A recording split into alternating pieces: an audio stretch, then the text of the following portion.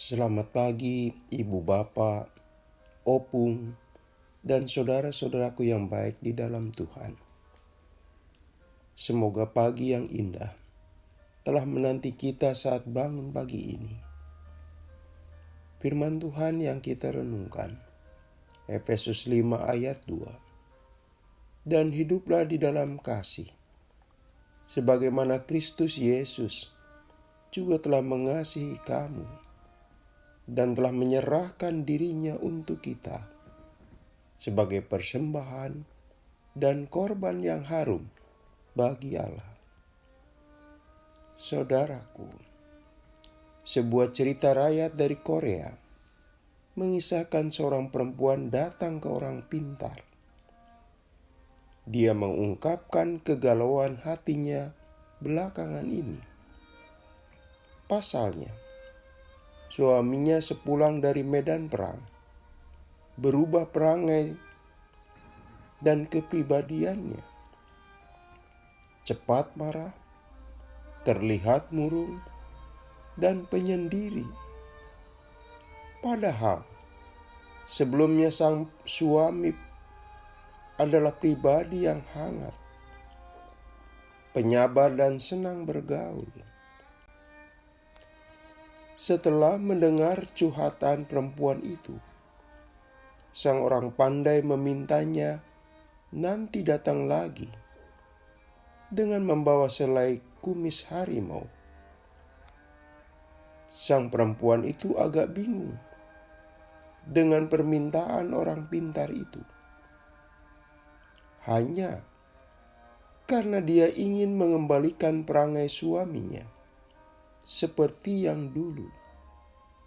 Dia menyanggupi permintaan itu. Setelah itu, sang perempuan mencari di mana gerangan habitat atau lingkungan hidup si harimau.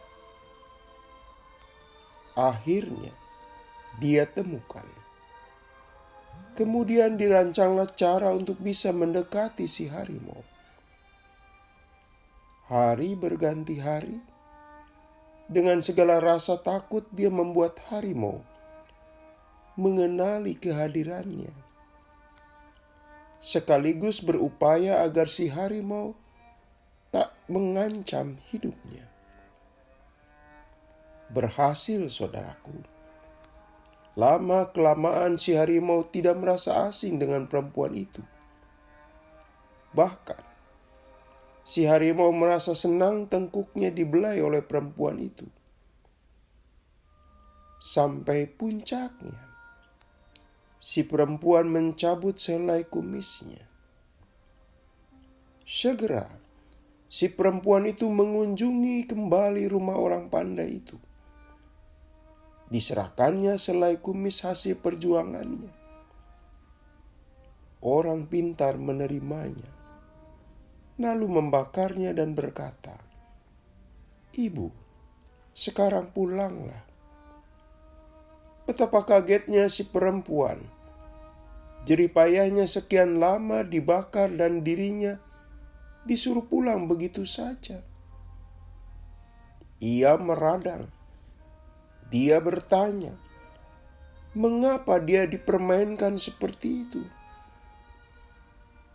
Dengan tenang, orang pandai itu berkata, "Ibu, engkau sungguh luar biasa. Ibu mampu menaklukkan hati harimau, binatang buas. Maka, pulanglah. Ibu pun pasti mampu menaklukkan hati suami tersayang." Saudaraku, demi orang yang dikasihi, seseorang mampu melakukan tindakan melampaui dugaan. Tindakan sulit bisa dikerjakan, bahkan harus berkorban sekalipun. Bukan hanya pada kisah tadi saja, melainkan dalam kenyataan sesungguhnya dapat kita temui. Lebih dulu, kita melihat firman Tuhan yang menyatakan Kristus yang telah menyerahkan dirinya. Penderitaan dan kesengsaraan disalibkan bukan jalan mudah.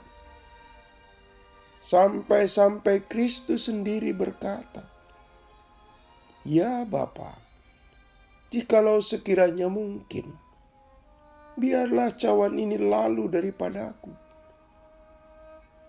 Jadi, jalan salib itu bukan jalan yang mudah, tapi dia jalani karena kehendak Bapanya.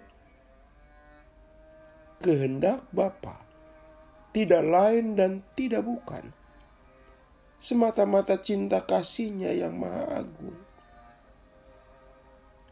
Saudaraku, kasih itu melahirkan tindakan yang melampaui batas dugaan dan rasionalitas atau nalar manusia. Seperti yang dilakukan juga oleh seorang anak berusia 7 tahun. Namanya Sinta Murni. Sampai tidak bisa bersekolah lantaran anak belia itu sendirian merawat ibunya yang janda. Ibunya yang mengalami depresi sehingga menjadi orang dalam gangguan jiwa. Jelas, cinta kasih anak belia itu membuahkan perbuatan mengagumkan. Bercermin pada firman Tuhan, isinya mengandung ajakan pula buat Anda, saya, dan orang beriman. Ajakan agar kita hidup dalam kasih. Sebab, lantaran kasihlah manusia mengecap hal-hal yang mengagumkan. Pertama-tama, cinta kasih Allah yang indah. Selanjutnya, cinta kasih yang diwujudkan oleh orang yang beriman kepadanya dengan landasan cinta. Mari kita berdoa. Tuhan Yesus, tuntunlah kami terus berbuat kasih, terlebih buat mereka yang berarti dalam hidup kami.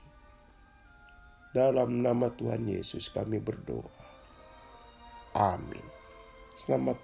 Selamat pagi saudaraku. Selamat memasuki pagi yang baru. Masih bersama Pendeta Supriyatno. Tuhan memberkati.